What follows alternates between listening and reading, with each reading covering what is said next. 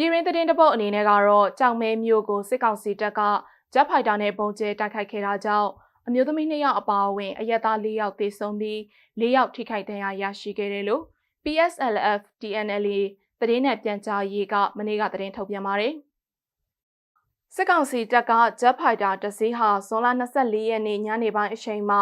တအန်းပြေကြောင်မဲမျိုးရက်ကွက်3နဲ့ရက်ကွက်9အတွင်းကိုနှစ်ကြိမ်တိုင်းပေါင်900ပုံနှလုံးလာရောက်ကျေးရှာခဲ့တယ်လို့ထုတ်ပြန်ချက်မှာဖော်ပြပါတယ်။လေကြောင်းကနေနှစ်ကြိမ်ပုံလာရောက်ကျေးရှာမှုကြောင့်အမျိုးသား2ယောက်နဲ့အမျိုးသမီး2ယောက်သေဆုံးခဲ့ရပြီးအမျိုးသား2ယောက်နဲ့အမျိုးသမီး2ယောက်ဟာလည်းထပ်မံဒဏ်ရာရရှိသွားခဲ့တယ်လို့နေအိမ်စေလုံးထိခိုက်ပျက်စီးသွားတယ်လို့ဆိုပါတယ်။စစ်ကောင်စီတပ်ဟာအပြစ်ရထားတဲ့အချိန်မှာတိုက်ပွဲတစုံတရာဖြစ်တာမျိုးမရှိဘဲနဲ့ပြည်သူလူထုတွေကိုရည်ရွယ်ချက်ရှိရှိဦးတည်ပြီးတိုက်ခိုက်ခဲ့တာဖြစ်တယ်လို့လည်းထုတ်ပြန်ချက်မှာဖော်ပြထားပါတယ်ရှင်။